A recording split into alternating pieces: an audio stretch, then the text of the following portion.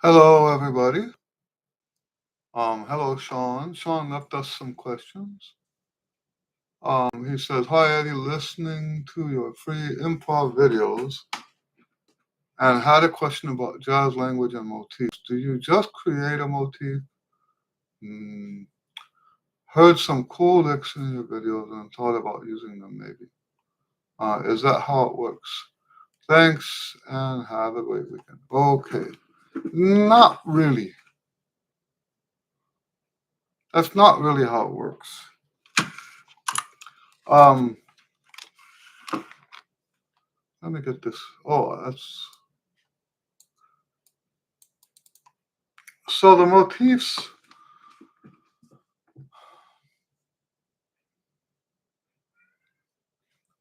I'm struggling to find a way to explain it. Okay. Um, when we talk about jazz motifs, we're talking about motifs that jazz people play. So, um, and that's why in the lessons we start with one of the most common ones.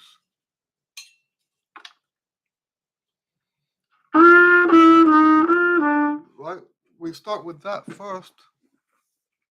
Um,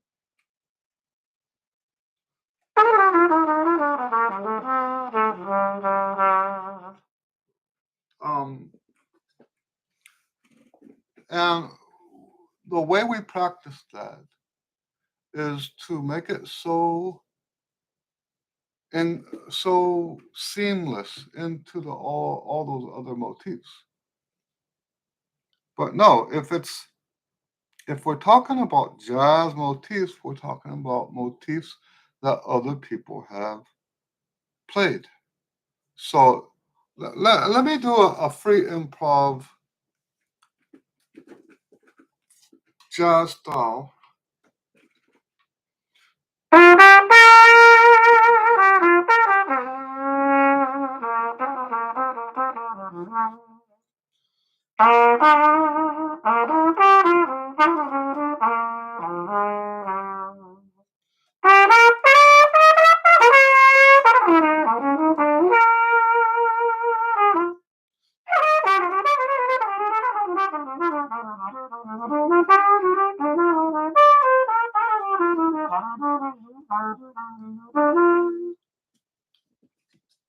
Okay, so what I did there was take motifs that I've studied from other people, and it's sort of like taking all the motifs, jumbling them up, and then I determine what order they come out. Okay. Um, if I do instead a like a modern classical improvisation.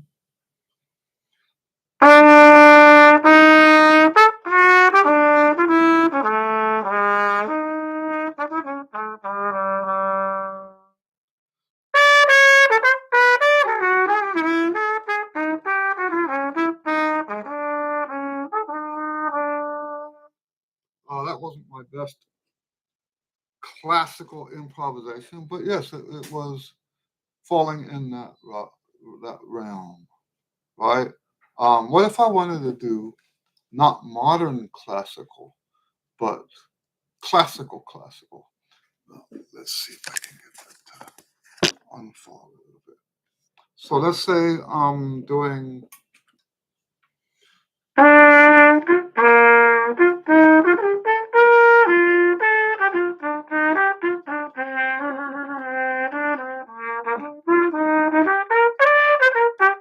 Sorry about the grace note. But so if I do that, uh, those are more classical motifs. And so I kind of screwed up when I gave the jazz example because I did more blues stuff at the beginning. Um, Then I switched and started doing the more like bebop type stuff. And that's another thing, right? Um, if you're playing smooth jazz, that's a whole different set of motifs. Now, let's not try to see motifs everywhere. Let's see if I can help this. Let's not try to see motifs everywhere, even where they're not. Okay? A lot of people um, don't play motifs as much, right? So, like Freddie Hubbard's solos, if I were to take all of the transcriptions I ever did of Freddie Hubbard, and I'm sorry for the blur. I don't know what I'm doing wrong. Let me try to put some more light.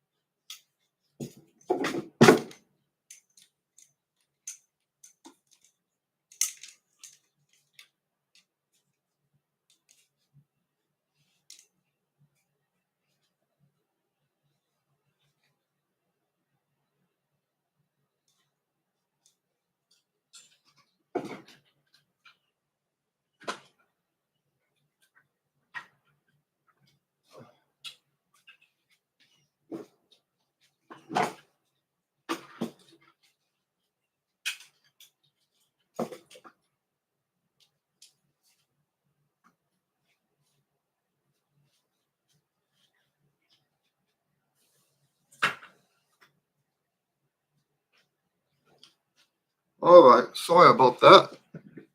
I hope we get a better. It's still not focusing. This is aggravating.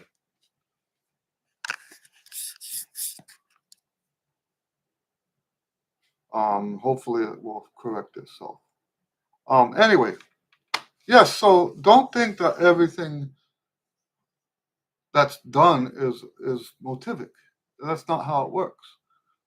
Freddie Hubbard, for example, if I take everything that I've transcribed of his or studied, um, he, I like to say it this way, his improvisations were 50% motivic and 50% other stuff.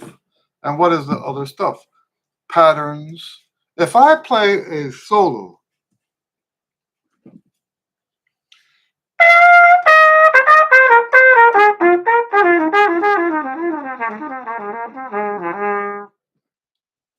that's not motivic. That's a scale pattern. That's a pattern over the pentatonic scale. So not everything is motivic. Same thing if I just play like chromatic.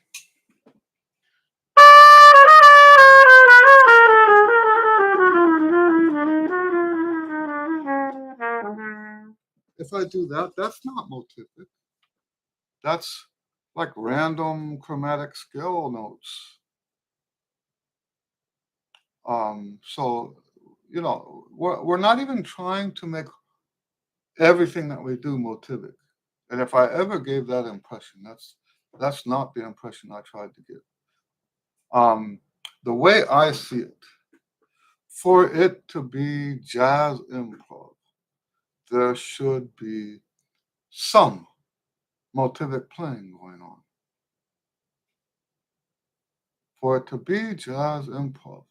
So you could do two or three motifs in the whole solo and the rest other stuff. And it's, in my opinion, it's still jazz. All right. Any other questions? Any other questions? Let me see if I have any news. Search the back of my mind.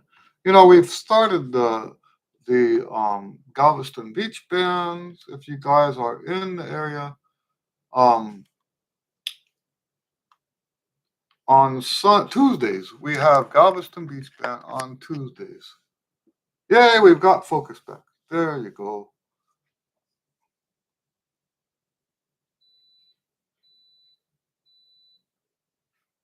So Kevin says, hello, Kevin.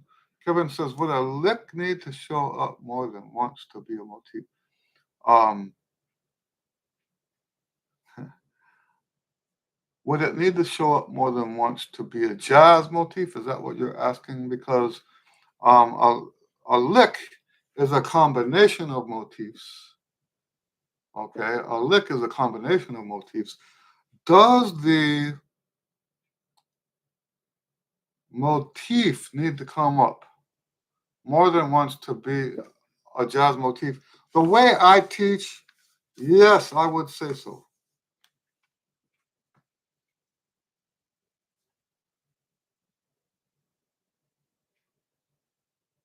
So Kevin says, I was under the impression that a motif was kind of a theme. That's not how we're using the word motif. Um, there are ways to use it that way in jazz, but that's not what we're talking about. Okay. Um, Motivic playing in jazz is not developmental. It can be, but it's not mostly. Like if you analyze Charlie Parker's solos, those are not developmental motivic solos. The way he's using the motifs is the way we use the words in a sentence. Hello, Free. Free says, hi, Eddie. I have trouble in switching from my regular mouthpiece with a C cup to a deep cup mouthpiece. My stamina is zero with this mouthpiece. Okay, well, that means you're not spending enough time on it. I remember when I bought my favorite mouthpiece, and which I don't have here with me. It was a basically like a flugelhorn mouthpiece, but for my trumpet from Shoki. I've been trying to replace it from with a mouthpiece from Warburton. I just haven't found the right combination yet. Um, but yes, when I very first started, I didn't have the endurance to even play for an hour. Like at the 30-minute mark, I think, um, playing my top routine, but at the 30-minute mark, my chops were gone. And I like to encourage people not to think as if your chops are permanent. It, I've said this on several videos already. It bothers me if people will come to the gig with a new trumpet or a new mouthpiece, and they'll come in and um, they'll sound great, they'll play great. The next time I see them, they don't have that trumpet anymore. And I said, what happened to your other trumpet? Your new trumpet? Oh well, I had to sell that. I had to take it back. I had to blah blah blah. I said, why? And they said, well, I didn't have the endurance to play it. Um, Endurance isn't etched in stone. Endurance isn't something that you just have or you don't. That's not how endurance works. If you do play on a deeper cup, then you need to spend enough time practicing. Now, let me tell you what I do. Normally, I practiced on my deepest cup possible. That way, when I get on the gig, not only do I have the chops to play on a deep cup, but also I will have super chops to play on a smaller mouthpiece.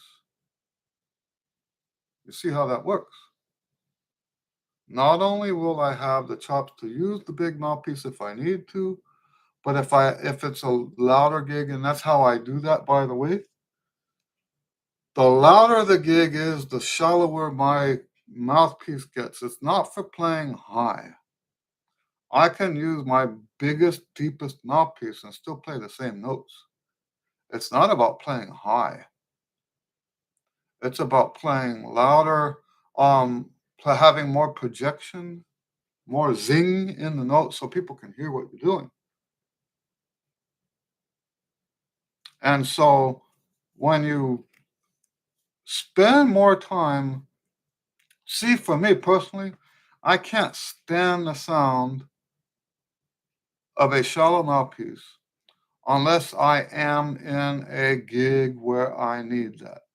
If I play a shallow mouthpiece here at my desk for a lesson, it sounds awful to me.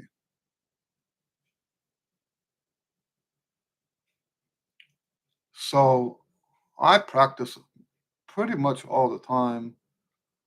There was an exception.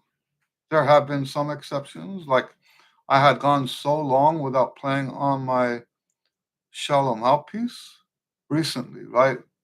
I had gone so long without playing on that shallow mouthpiece that I was cracking notes on it. So I decided to spend 2 weeks practicing on my shallow mouthpiece. Excuse me.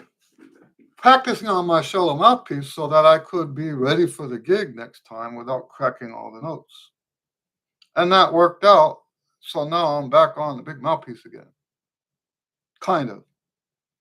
Except it's not in my horn right now because I just had a gig on Tuesday. And anyway, um, so yeah. Hello, Angela. Angela says, hello, Eddie. Do you have a piccolo trumpet? Yes, I do. I tend to rest too soon because my face starts feeling uncomfortable, and I am trying to get past that feeling. Well, that's good. That's how I see it. Um, push the fatigue. Now, you have to have some common sense, right? Don't push so far that you're going to cause damage. But other than that, so how do we know we're going to damage? Too much pressure. So when do we know it's too much pressure? Because we know that pressure is normal. So how do you know it's too much pressure? Um, the stuff you were talking about last time, where I think it was you who said that you had like sore lips days later. Yeah, that's a problem. But yeah, we want to push our fatigue to a point that we grow from the rest that comes afterwards. We want that. And also you get the other benefit. When you push into the fatigue, you have the benefit of having practiced while fatigued. What does that do for you? It gives you the ability to play when you're tired. You don't have to sound bad just because you're tired. But you're going to need to practice doing that to be able to pull it off in a performance. Okay? I hope that makes sense. Any other questions?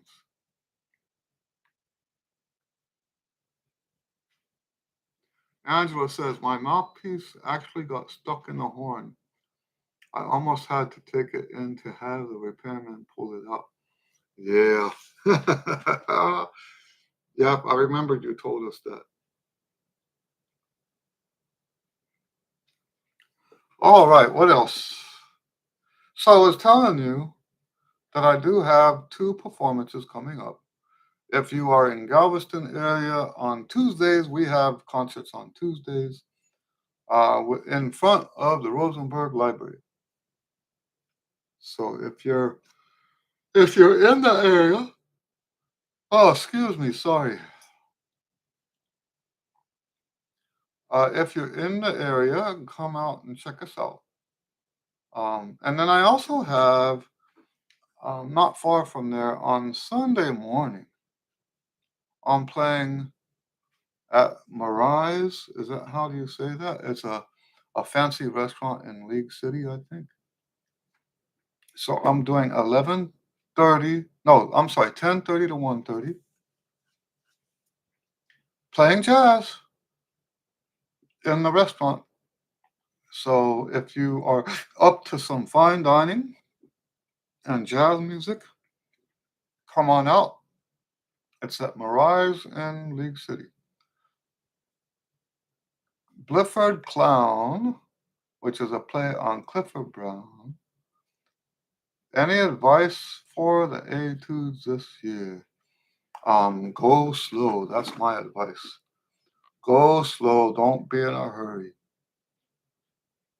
Don't be in a hurry. Favor accuracy over how fast you learn it. There have been years when people say, you guys know that I make the videos as soon as I can. And I had one time a comment on the video when I put it out. Um, when I put the video out, someone left a comment and said, um, you know, uh, he's glad that he learned the A2 before I put the A2s out, or before I put the video out. And I'm going, no, no, no, no, don't do that. Right? Well, I try to put them out as quick as I can. The longest that it's ever taken me is about a month. The shortest is a couple days.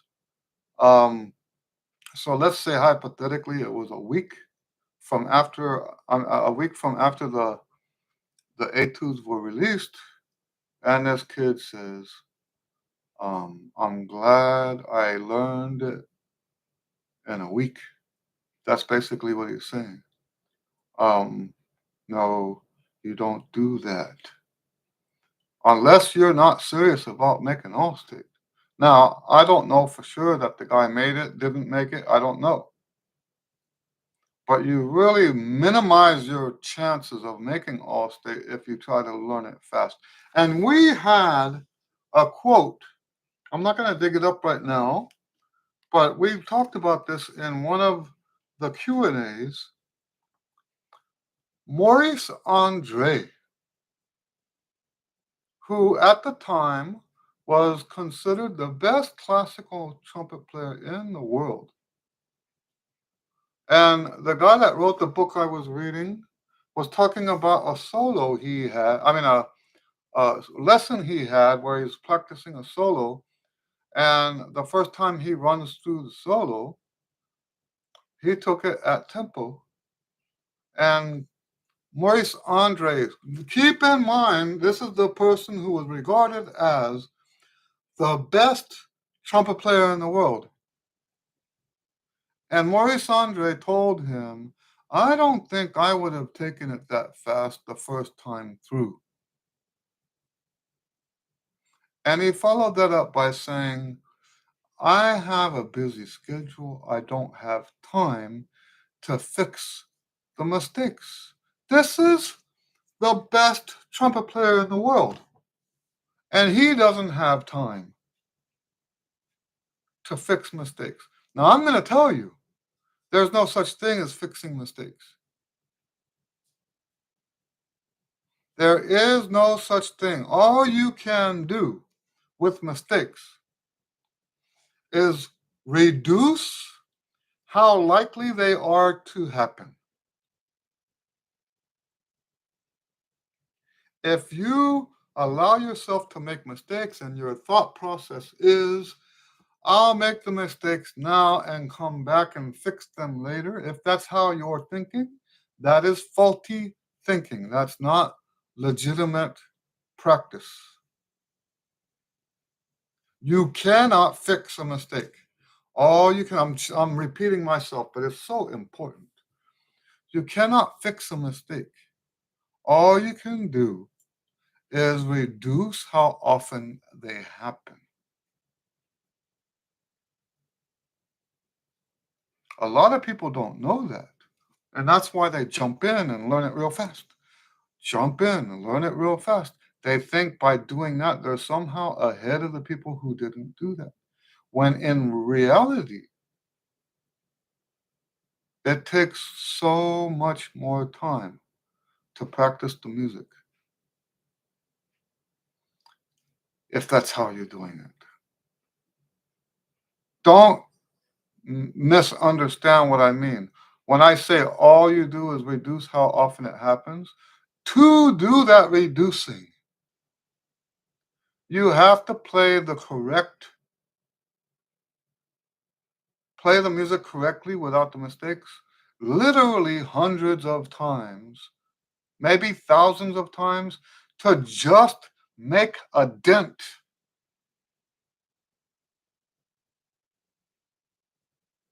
Let me say that again. You jump into the music real fast because you have ambition and you want to learn it faster than everybody else. In the process, you practice mistakes into the music. Fixing those mistakes requires literally thousands of correct repetitions. And I'm going to tell you, in theory, and I say in theory because I mean, who has time to do thousands? In theory, this is just not possible because yes, you got to do thousands of correct repetitions. Who's the guarantee that you actually do thousands of correct repetitions when you learned it wrong the first time?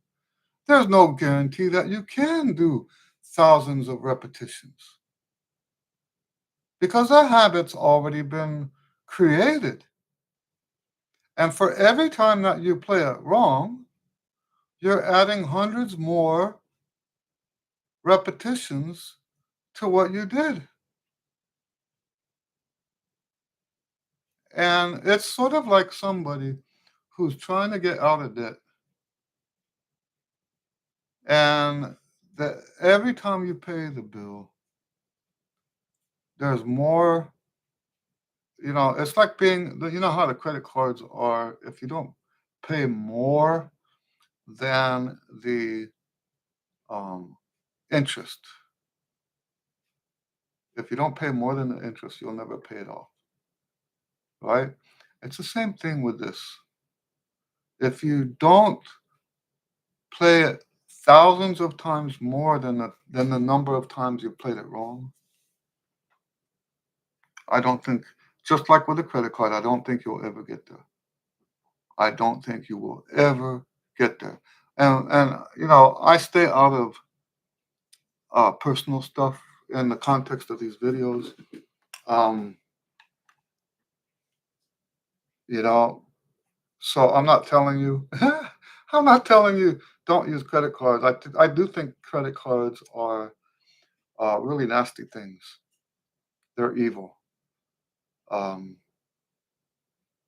but we're talking about making a comparison between credit cards and the way you practice. Anyway, so was Etude, this is from Blifford Clown, was Etude 1 inspired by Ryan Kaiser's A Train solo? Probably not, because I don't think I've ever heard it. I love Ryan Kaiser's playing. Um, but no, I don't. If I heard it and that was stored in my head, it's possible, but I don't recall ever hearing it, and I don't. Yeah, I don't. When I sit, let me tell you how I write these etudes. I don't mind sharing that with you. I start with a blank piece of paper. I put the track on. I improvised the first part. It might just be one measure. It might be 4 bars. It might be 8 bars, but if I do 8 bars, I can't always remember what I played to write it down. Okay. So normally it's between 1 to 4 bars. I and I'll try different things, right? And every time the track comes around, I start at the beginning again. Start at the beginning, start at the beginning. And I don't write anything down until I hear something out of my horn that I like. Then I write down that. I write down the beginning. Start the track again. I'll play the beginning and improvise after that.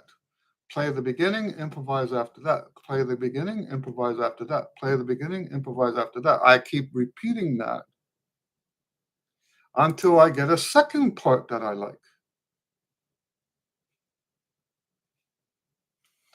Then I put the track back at the beginning again and start it, play the 2 parts that I now have, and improvise after that. Play the 2 parts, improvise. Play the 2 parts, improvise. Play the 2 parts, improvise. Play the 2 parts, improvise. When I find the third part that I like, I write that down. So when you play those solos, I said solos. In my day, we called those written solos, right? It's a written solo. Um, Today, we call them jazz etudes. Anyway, so when you play that jazz etude, you are playing my improvisation pieced together. When you play those um, jazz etudes, you are playing my improvisation. It's just not a sequential improvisation. It's bits and pieces of my improv written down as I play stuff that I like. Okay, so if there is some sort of inspiration by Ryan Kaiser, I'm not aware of it. It is possible. What does happen sometimes, is that 2 people can be influenced by the same source and have very similar solos. Since I'm not familiar with the Ryan Kaiser solo you're talking about, I wouldn't be able to speak on that.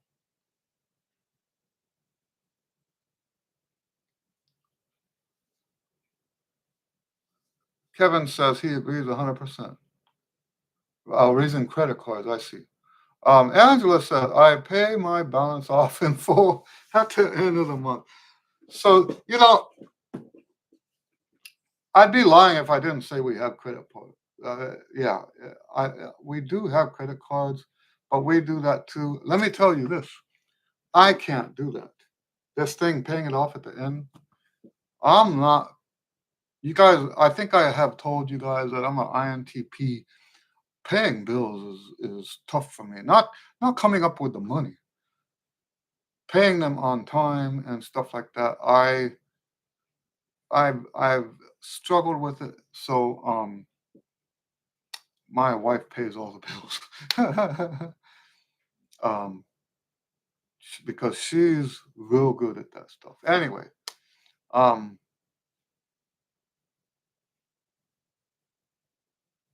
Kevin says the same thing, that he does the same thing. Angela says you can actually make money on cashback bonuses if you pay the balance off at the end of the month. That's right. Kevin says, Mr. Lewis, when you do this improvisation and writing, do you run a recorder all the time to catch anything you really like?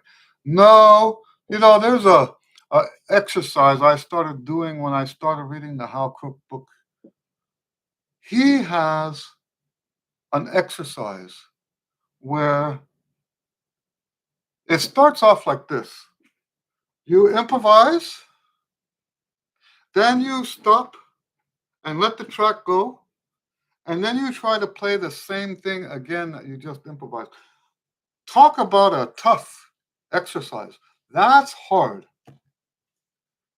But I worked on it for a long time and got where I was good at it. So I can remember 4 bars. So and I'll tell you what, to record it would in would be harder to do than what I'm doing.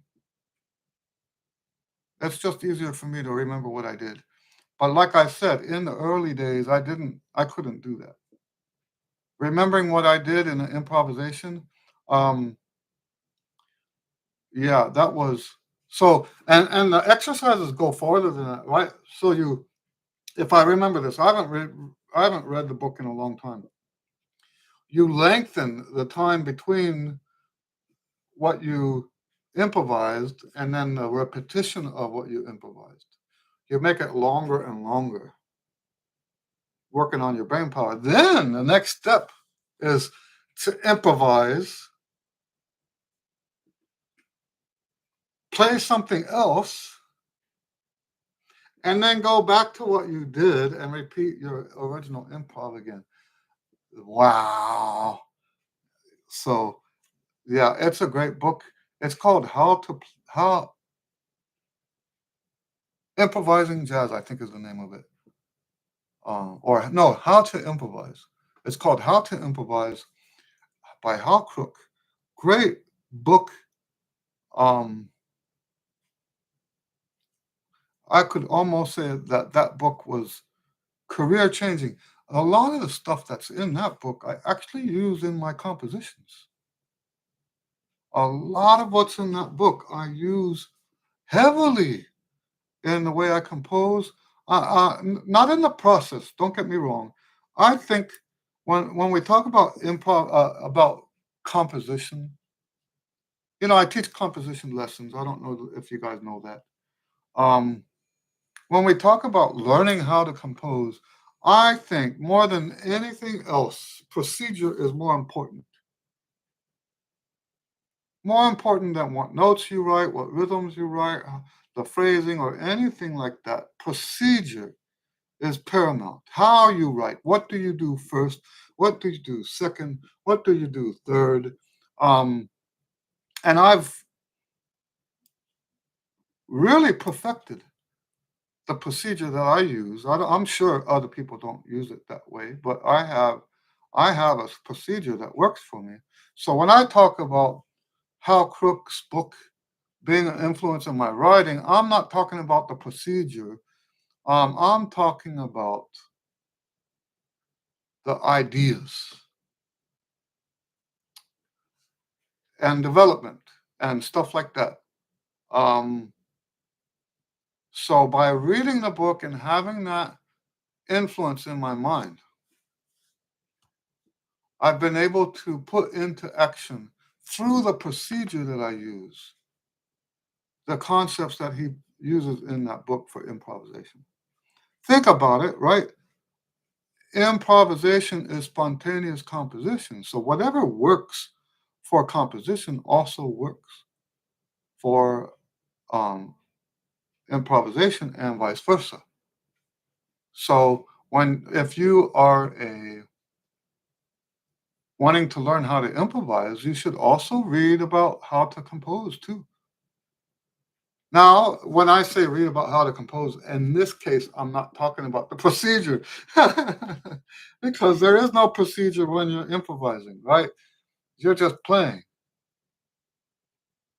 So that's why his book is so valuable for the jazz improv stuff because um, it gives you ideas to play, right? But when you study how composition works, not the procedure side of it, but the idea side of it, that gives you ideas for your improvisation. All right, let me see where I'm at. Angela says, yesterday in my vocal lesson, I started crying uncontrollably out of frustration. Yeah, this happens. I'm not much of a crier, but there's times when um, I might as well be crying. Um, that said, you know what?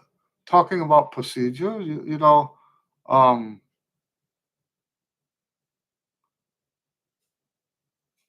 doing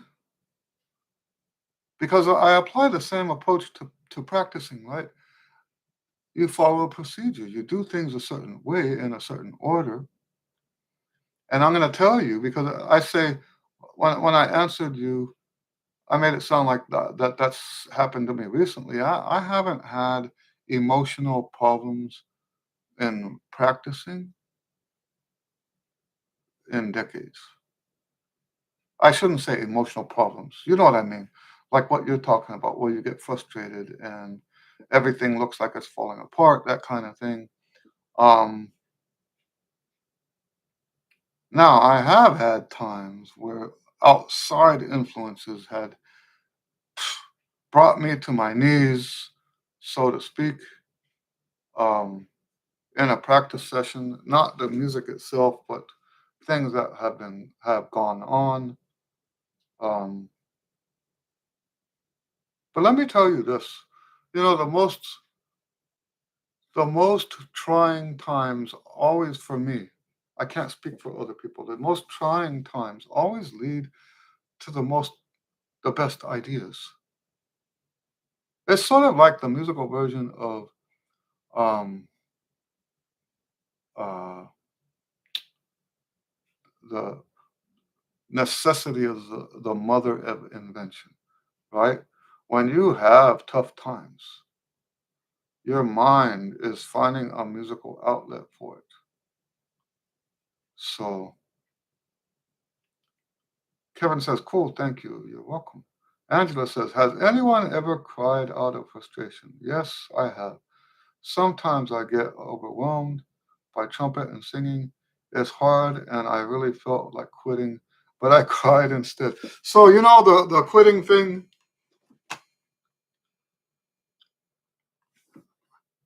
you know, this is what I do for a living, right? When I first started making money, it wasn't going well. And that's an understatement. When I first started playing for money, um, let me just put it this way. I'm going to have to say half now because so much time has passed since this. Half of my adult life, I'm 60, I'm in my 60s now. Half of my adult life, so what we're saying, 20, between 20 and 25 years, I lived beneath the poverty line. In the first years, I lived well beneath the poverty line, less than half. And this is where my opinion about the whole starving artist thing comes from. Um, People who want to be a starving artist, that's just stupid. Okay? That's just dumb. I've been there, I've done that. It's not nice. Not nice at all. So I don't recommend it. I do believe that if you're going to play trumpet for a living, that it's better to get a business degree than to get a music degree. I am wholeheartedly serious about that. If you want to make a living in music, get a business degree, still play your horn because that's why you're getting a business degree because you want to make a living in music. So still play your horn. And when I say a business degree, I don't mean a music business degree. Maybe get a music business degree as a master's after you learn how to do business correctly outside of music. Go get a music business. I mean, go get a business degree and make music the central focus of your business. I'm very serious about that. And there's people that criticize me for that because they say, well, you all you care about is the money.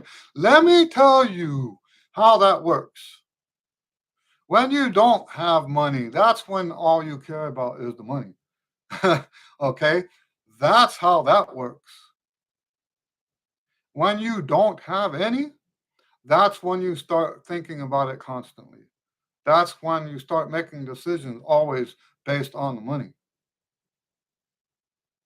There's nothing uh, noble about living in poverty. There's nothing noble about it at all. Nothing. All right. On my soapbox. um, so, anyway, talking about the crying thing and wanting to quit. In those earliest days, my state of mental being would, it was like a pendulum going back and forth 4 or 5 times in a day. If I were to have gone to a psychiatrist, they would have said I was bipolar. I don't think I was bipolar. I think I was under harsh conditions. I was living under harsh conditions. Okay. And so I would practice and have a very positive experience, and I'd be on the manic side, right? I'd swing to the manic side, and then stuff would happen, and I'd swing to the depressive side, and then it was like that literally 4 or 5 times a day, and extreme.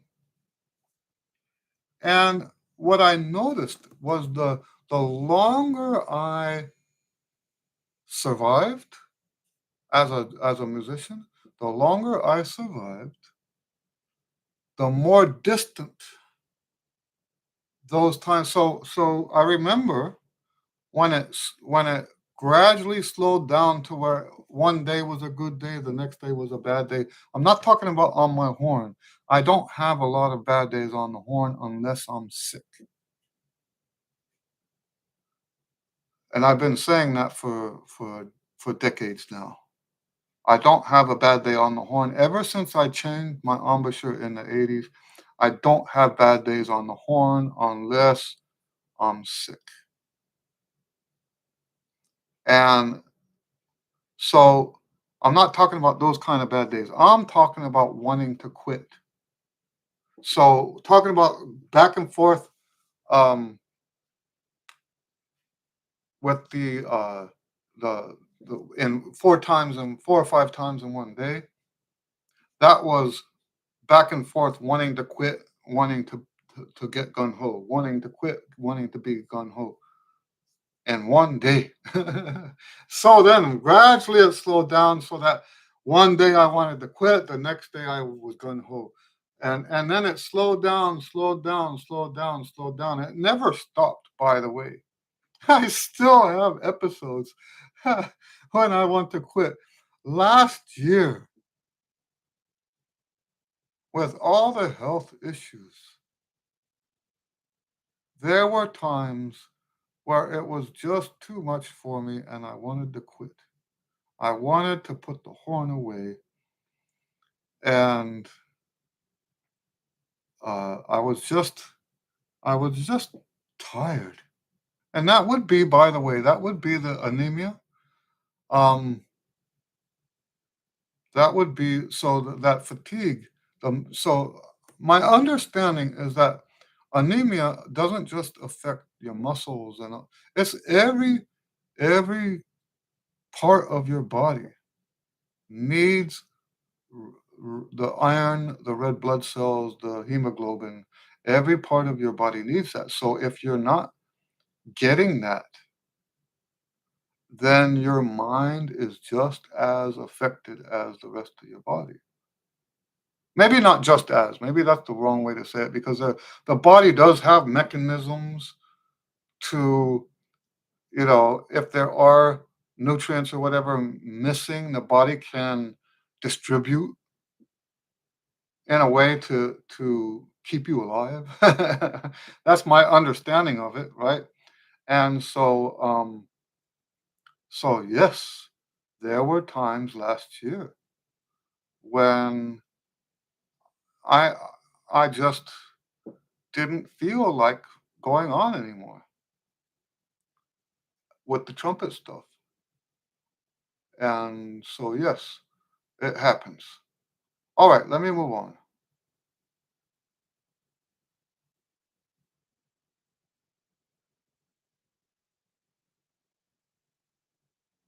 Hello, Jeffrey. Nice to see you.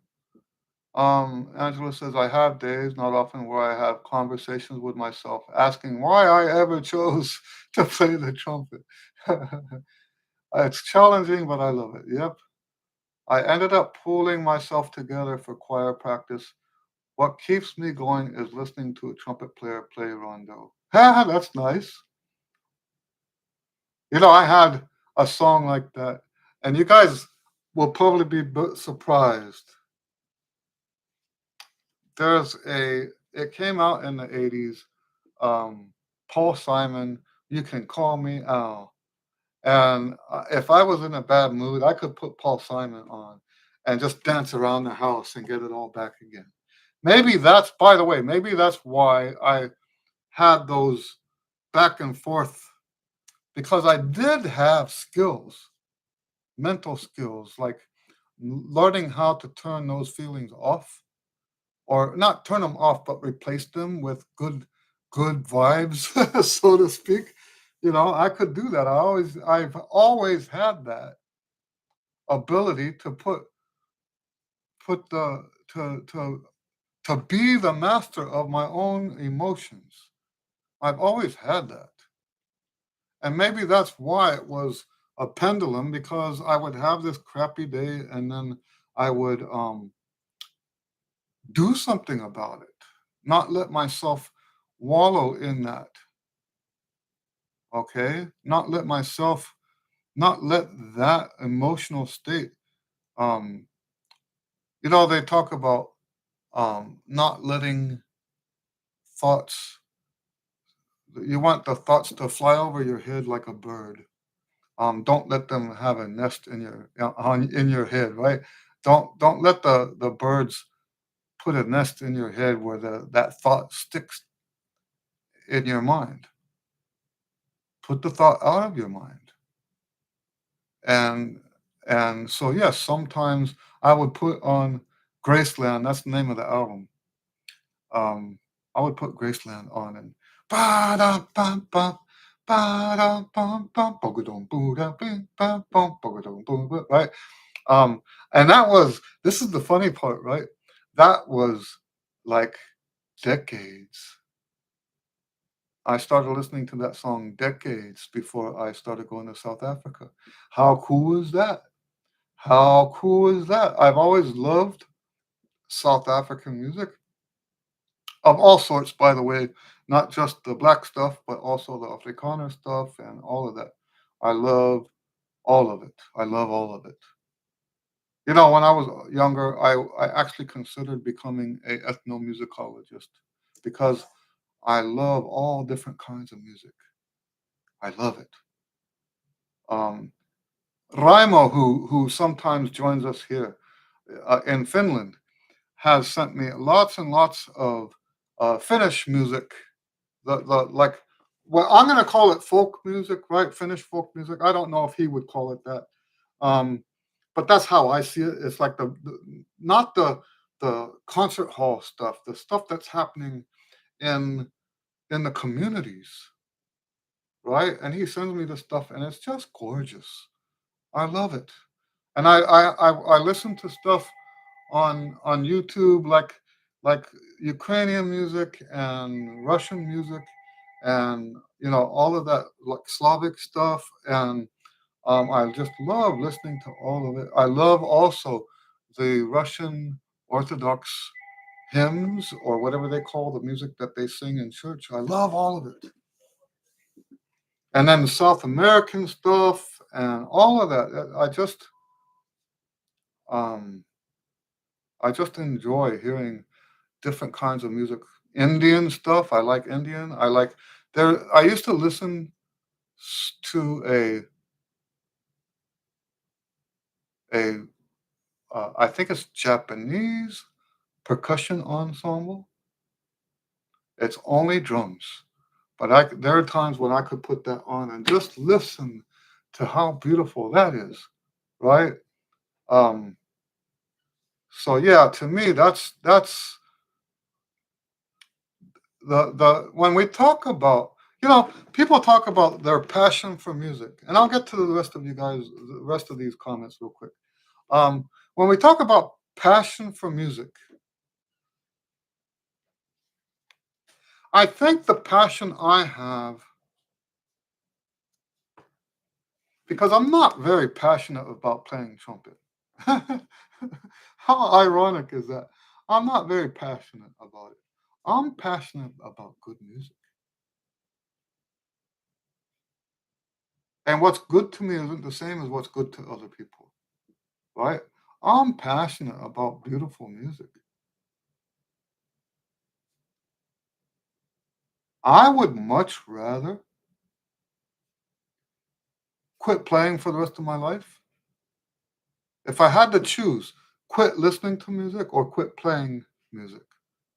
If I had to choose one or the other, I would quit playing because I wouldn't want to give up listening. And why is that? I'm an introvert. I'm a hardcore, heavy duty introvert. Music is my way of connecting to people without actually having to go through all of that social stuff. And I'm not antisocial, obviously. I make a living in music. Right? What did I do? If I was antisocial, it'd be like, um, what what mistake did you make? Right? It's so I like the way my wife Pearl explained it one time. She says introverts get uh, energized by being alone, and extroverts get energized by being with other people. And so we can also say the converse. A introvert, when they're out with other people, it wears them out. An extrovert, when they're out with other people, it energizes them. Um, uh, Extrovert at home by himself, that wears him out. So I love that way of looking at it. Right. Anyway, so yeah, so that's to me what the music is. It's my connection to people, also my connection to God in a sense. Okay? In a sense. I would say God through the people. So like if you listen to Bach and you know that that's what was on Bach's mind, honoring, worshiping, praising God, how can you not hear that in the music while you're listening to it? I hope that makes sense. Anyway, let's move on. Sorry. Um, Angela says, I am a semi retired paralegal. I just play the trumpet as a hobby to serve the music ministry at church. Very nice. I like that. I've been in poverty myself. That's why I became a legal assistant. Right. Jeffrey says stress. And I know what he's talking about. He's talking about the alternating between um, during those tough times. Um, Kevin says health issues can be horribly depressing and discouraging. Same with severe pain that goes on for months or longer. That's right. You know what, though? I think there are people who play trumpet. I don't have any examples of this, but it's somewhere in the back of my mind. I remember something like this. There are people who play trumpet to get their mind off the pain, and that makes sense to me because the the totality of the trumpet and how it consumes your thoughts while you're playing. There's so much going on. Now, of course, I've been telling you all this time that that that thought process that we're talking about now is subconscious. All the better, right? Actually, I actually feel like that is a thing.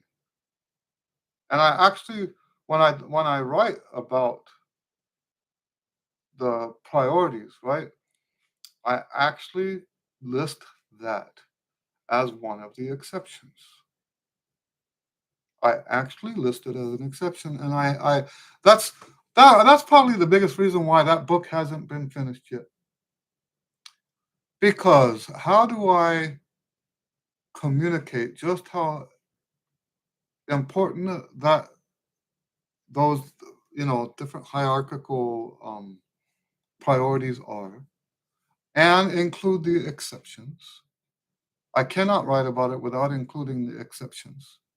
But then how do I let them know about the exceptions without giving them an excuse to not follow the you see what I mean?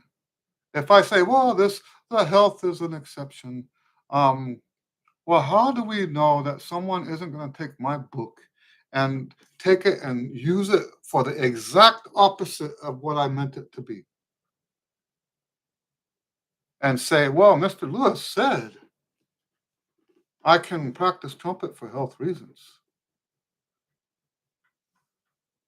And there has to be a hardcore, um,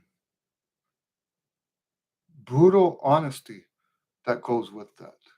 Are you really, really, really doing it for your health? Anyway,